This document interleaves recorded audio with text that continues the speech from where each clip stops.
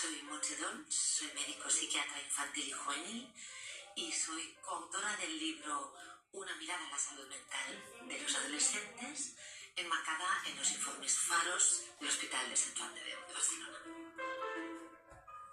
Hola Montserrat, soy Ana, soy profesora de secundaria en un colegio y estoy encantada de estar contigo aquí, que podamos compartir un diálogo sobre la salud mental, un tema que es muy importante hoy en día y que además creo que desde la educación podemos abordarlo y trabajarlo mucho. Encantada, Ana, de estar aquí. Nosotros vemos que los alumnos llegan al cole y sabemos que tienen su familia, sus amigos, sus problemas. ¿Qué señales nos pueden alertar a nosotros de que puede que no tengan una buena salud mental? Yo diría primero de todo que quizá es verdad que tenemos que estar atentos porque los trastornos mentales, muchos, empiezan antes de los 18 años, es decir, empiezan en la infancia y en la adolescencia. Por tanto, estar atentos es una muy buena idea. Es verdad que no se nota mucho, que las primeras fases de los trastornos mentales no se notan mucho y a veces se confunden con el propio desarrollo normal del adolescente. Lo que deberíamos estar atentos es cuando vemos que un chico o una chica cambia mucho, es decir, que tenía una forma de hacer, tenía una forma, su vida tenía un estilo y se produce un cambio notable y persistente. Es decir, que cambia bastante y además dura en el tiempo. Y además que ese cambio a menudo no lleva tampoco como un beneficio o es que resulta que ha cambiado para hacer otras cosas, sino que de alguna forma está perdiendo cosas. Imaginamos a alguien que es pues un poco más tímido, pues va a ser tímido, pero se mantiene en su línea. Si lo viéramos pues encerrado en casa, que realmente deja de hacer cosas, que realmente abandona lo que le gustaba y no coge nada nuevo, ahí es donde deberíamos estar como más atentos. Hay datos de la Organización Mundial de la Salud que nos dicen que de un 10 a un 20% de los adolescentes presentan un trastorno mental, ¿no? Es una horquilla bastante amplia porque evidentemente tenemos datos de muchos países con condicionantes diferentes. Quizá lo más relevante de esto es que en el fondo es una etapa clave en lo que decíamos en la detección y en la prevención y en el tratamiento, porque es verdad que si realmente no tratamos, lo que sí que sabemos de los trastornos mentales es que muchos de los tratamientos que tenemos ayudan, algunos ayudan mucho, pero hay otros que tienen una eficacia moderada, y que los trastornos mentales generan discapacidad en la vida adulta, generan muchos problemas. Por tanto, cuanto antes los tratemos, va a ser muchísimo mejor para la evolución de los casos. Esta mirada atenta en la adolescencia, desde las familias, desde las escuelas, es fundamental para prevenir que no se cronifiquen y que no sean más graves. ¿Y qué crees que podemos hacer nosotros desde la educación? Bueno, yo creo que en las escuelas realmente se hace muchísimo. Yo además creo que en los últimos tiempos se pone mucho en el entorno educativo, que creo que casi ya no podéis más. Pero y que lo único que podemos decir es como que fenomenal y muchísimas gracias por, además de dar la educación curricular, ¿no? todos los esfuerzos que se hacen. Yo creo que quizá realmente estar atentos a los señales de alarma, ¿no? Quizá poder tener una formación un poquito complementaria, sin ser médica, ¿no? Ni sanitaria, pero sí estar atentos a los señales de alarma. Entonces tenemos muy claros las intolerancias alimentarias. Y en eso hemos aprendido, somos capaces de hacer menús adaptados. Yo no creo que tampoco los trastornos mentales tengamos que tener tantas cosas adaptadas, pero sí que hace falta tener algo de conocimiento sobre todo esto en el ámbito educativo para poder, sobre todo, ser detectores precoces. Porque la escuela es un lugar maravilloso donde tenéis todos los niños juntos, donde además ya tenéis el ojo entrenado a ver todo lo que va bien y esos dos casos que preocupan. Y eso los papás no pueden hacerlo, porque los papás solo tienen sus hijos, tienen pues 2, 3, 4, somos muy valientes, ¿no? Pero en la escuela los veis todos. Por tanto, tenéis la mirada atenta, ese ojo entrenado y seguramente algunas herramientas que os ayuden a poder levantar la mano y decir, aquí veo algo que me preocupa. No creo que tengáis que tener un papel sanitario en absoluto. Tenemos una red de salud que tiene capacidad de dar respuesta y es la que la tiene que dar, ¿eh? Pero ese punto creo que sería muy pertinente. La adolescencia es una etapa clave en la salud mental. ¿Nos podrías contar un poquito qué es lo que influye en la adolescencia?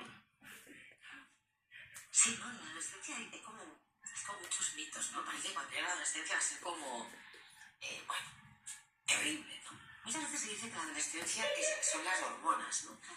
Realmente es el cerebro lo que cambia. Las hormonas provocan cambios en todo el cuerpo y en el cerebro, pero el gran cambio es la reorganización cerebral. Hay como se llama el volado sináptico, es decir, son todas las neuronas que tienen como muchas ramitas. En la infancia se generan muchas ramas, muchas interconexiones, y en la adolescencia se podan algunas cosas que ya no hacen tanta falta y se generan otras. Para mí el mensaje es decir que es una oportunidad, es una época fantástica, porque pasan tantas cosas que yo diría, no nos lo tenemos como un problema, nos lo tenemos que tomar como una oportunidad, porque realmente está toda la capacidad ahí. Es una época de muchísimos cambios, ¿no? Hay toda una redefinición, un poco, ¿no? De uno mismo, respecto a uno mismo y respecto al grupo, respecto a la familia. ¿Cuáles son los trastornos más comunes hoy en día en la etapa adolescente?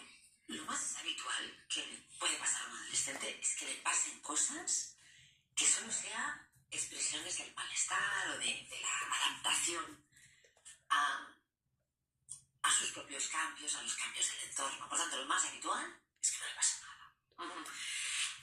Pero cuando pasan cosas, los trastornos más frecuentes son los trastornos de ansiedad, que es importante saber que en la infancia y en la adolescencia su presentación es un poco diferente de cómo la vivimos los adultos, ¿eh? Y luego los otros trastornos frecuentes son los trastornos depresivos, que ahí la forma de presentación, es decir, cómo son, es todavía más diferente. Es la depresión en el adulto. Luego, también son bastante frecuentes todos aquellos que vienen de la época de la infancia, que de alguna forma empiezan más en la época infantil, que son todos los trastornos del neurodesarrollo, es decir, el famoso trastorno déficit de atención con hiperactividad, el TDAH, y los trastornos del aspecto del autismo en sus formas a veces más graves, pero también en sus formas más leves, que son las que a veces también cuestan más de ver y que a veces no las vemos hasta la adolescencia, o que pasan muy desapercibidos en la infancia, y en la adolescencia es cuando empezamos a ver que ese chico, esa chica tiene dificultades que nos cuesta mucho encontrar qué nombre tienen, ¿no? Qué nombre tienen para saber qué es y poderlo ayudar. ¿Qué diferencias hay entre la depresión en adolescentes y la depresión en adultos? Bueno, hay unas cuantas, sí, es verdad, porque cuando decimos depresión es una palabra que a veces confunde, porque se ha popularizado tanto que las personas dicen estoy deprimido y lo que está es triste o preocupado o ha tenido un contratiempo. Y a veces se utiliza el estoy depre y eso nos parece que ya es algo, ¿no? Bueno, es una fórmula verbal, podemos decir, que en muchas ocasiones se utiliza sin la propiedad que tiene, ¿eh? Por tanto, yo diría, cuando dicen estoy deprimido, pues bueno, tranquilos, lo más normal es que no pase nada, estamos un poquito atentos porque nuestra deber, ¿no? Como adultos, como maestros, como padres, como cuidadores, referentes, ¿no? de niños y de adolescentes, es estar atentos, pero lo más normal es que no suceda nada y que sea un momento que a lo mejor dura unos días, ¿eh? La depresión es una enfermedad, es un trastorno mental que en adultos se presenta de una forma muy clara, pues realmente con tristeza persistente, disminución de las ganas de hacer cosas, alteración del ritmo del sueño, alteración del hambre, que dura más de 15 días seguidos. En infancia y en adolescencia la presentación es bastante diferente. En los niños pequeños, sobre todo se presenta en forma más de irritabilidad, como de rabietas, pataletas. A veces los ves como desganados, como que parece que no juegan como con tantas ganas, están como más aburridos. Muchas veces están aburridos. Y los adolescentes es un entremedio entre una cosa y la otra. En la adolescencia a veces sí que hay más manifestación de la tristeza, pero también hay ese componente de irritabilidad, de estar irritables, enfadados, como a la que salta, también un poco ahí como desganados.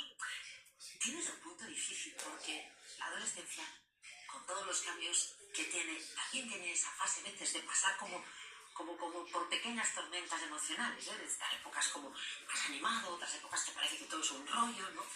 Y dices, ay, Dios mío, ¿no? Quizá un poco la señal sería esa, ¿no? Una irritabilidad persistente, una desgana persistente por las cosas, con un desinterés, ¿no? El estar también, pues eso, ¿no? Con alteración del ritmo del sueño. El ritmo del sueño es siempre una señal de alarma bastante que hay que estar atentos, ¿eh? Y también, evidentemente, ya hay adolescentes con depresión que ya pues, también manifiestan síntomas realmente de estar tristes y pueden manifestar pues, la calidad más del estado de ánimo deprimido y los pensamientos negativos. Pero quizá la gran diferencia es esa, la irritabilidad y toda esta fase más de desgana, que puede pasar inadvertida. Desde tu experiencia, Montserrat, ¿qué diferencias ves entre los chicos y chicas en la etapa adolescente? Bueno, es una pregunta muy interesante, ¿no? Hay diferencias tanto desde el punto de vista madurativo de cómo es su desarrollo y cómo es su neurodesarrollo y cómo las diferentes fases de la adolescencia no son iguales en los chicos y en las chicas. Y luego también hay diferencias interesantes en cómo se presentan algunos trastornos mentales, ¿eh? Lo último que madura en el cerebro es la parte del lóbulo prefrontal, que es la parte que nos da la regulación de la impulsividad, nos da mayor capacidad de planificación, ¿eh? Esta maduración, que es la última, es bastante más precoz en las chicas que en los chicos. Se precipitan más, planifican peor, son más impulsivos, es decir, en su conducta tiene explicaciones realmente ligadas a su propio neurodesarrollo. Y respecto a la parte de los trastornos mentales, me gusta pararme un poco porque, sin querer hacer bandera de esto, pero es muy interesante porque en el fondo la mayoría de los trastornos mentales, de forma clásica, se han estudiado y sobre todo se han descrito en el género masculino, ¿eh? Por tanto, se ha descrito la presentación sobre todo en hombres. Y muchas veces la presentación en mujeres es diferente. Esto en psiquiatría de adultos es clarísimo y en los trastornos mentales en niños y adolescentes también, ¿eh? Y por tanto tenemos mucha más literatura que nos explica de forma clara cómo es pues, el autismo. Te lo explican de forma general, pero en el fondo están hablando sobre todo de chicos, no tanto de cómo se presenta en chicas. Esto ha cambiado. En los últimos 10-15 años hay mucha más literatura y que nos hace que tengamos más herramientas, ¿eh? Pero pues eso, ¿no? Por ejemplo, el autismo, ¿no? Para acabar el ejemplo, hay una dificultad particular en la socialización, en las habilidades interpersonales, ¿no? En la comprensión del otro. Esto que en chicos está bastante afectado, en las chicas está menos afectado y por tanto cuesta más de diagnosticar, pero igualmente tiene su autismo y tiene sus dificultades. Pero podríamos decir que si miramos un libro así rapidito, diríamos, esta nena no le pasa eso, porque está muy orientado a los chicos. Trabajando en un cole, en el departamento de orientación y siendo profe, es verdad que en algunos momentos detectamos a algunos alumnos y alumnas pues cierto nerviosismo, cierto miedo con las notas a la hora de hacer los exámenes. ¿Hasta qué punto tú crees que esto es patológico o es algo natural de una situación vivida sobre un examen o algún proyecto que entregar? Sí, como decíamos hace un ratito, ¿no? Realmente los trastornos de ansiedad son los más frecuentes en la población infantil y en la adolescencia. La ansiedad es normal. La ansiedad es normal, ¿eh? Es decir, es un mecanismo fisiológico que nos ayuda y hace que nos adaptemos a una situación que es nueva o que podemos considerar peligrosa o que es un reto. Por tanto, la ansiedad nos ayuda, ¿no? en muchas cosas y por tanto forma parte de la vida cotidiana. Además, hay épocas de la vida, desde cuando hay una fase cuando los niños son más pequeños que, por ejemplo, todo lo que es la ansiedad relacionada con el rendimiento académico no existe, ¿eh? Los niños preescolares o el inicio de la etapa escolar no lo vemos eso. Cuando ya llegan alrededor de a partir de los 8 o 9 añitos, esa preocupación ya aparece porque ya hay una exigencia. Cuando nos pasan cosas, lo normal es que nos afecte. Si no, no estaríamos vivos. Es decir, si tenemos un disgusto, si pasa una contrariedad, si hay una pérdida familiar, si hay alguna situación compleja en casa o en el entorno, lo normal es que eso te afecte y que no estés contento. Y no estar contento no es un problema, no es grave. Hemos perdido un poco la medida de las cosas a veces. Hay como una dificultad general por tolerar las emociones complejas, ¿eh? Y por tanto, parece que lo que hemos educado mucho en el bienestar, que está muy bien, ¿eh? Está muy bien. Pero es que el bienestar es lo que llega cuando eres capaz de tolerar y manejar el malestar. Porque si no, solo podemos como estar permanentemente en un estado como de bienestar continuado, que acaba generando patología, porque no estamos dando estrategias de afrontamiento correctas, que son las que nos permiten tolerar todo lo que sucede. Hay que estar siempre contentos, no se puede, es imposible. Cuando esa ansiedad persiste mucho, nos bloquea, cuando en lugar de conseguir un mejor rendimiento, lo que hace es que ese rendimiento al revés acaba siendo poco productivo, ahí es cuando nos debemos de preocupar. Quizá la clave es decir, la ansiedad es normal, forma parte de la vida, es un reto porque la vida está llena de retos y les tenemos que acostumbrar a que nos vayan superando. Por tanto, no tenemos que pretender una vida sin ansiedad y sin retos, sería muy poco educativo. Tienen que haber retos, nos tienen que costar, tienen que representar un esfuerzo y asumirlos. Pero es verdad que si eso se transforma en algo como que bloquea, que preocupa en exceso, que quita horas de sueño y que al final incluso el resultado no acaba siendo bueno, ahí es cuando nos tenemos que preocupar. ¿Cuáles son las principales diferencias entre ansiedad y miedo? Bueno, el miedo está más ligado a una cosa concreta que da miedo. Es decir, es una cosa como muy objetivable y muy que pasa sobre todo en ese entorno. Y en general la respuesta que se produce es más física que cognitiva, mientras que la ansiedad generaliza más, afecta más toda la conducta y la respuesta es más mental. El ejemplo que creo va a ser más fácil. Miedo, pues al avión. Y por tanto, lo que te da miedo es el avión. Y lo que haces es no subir en el avión.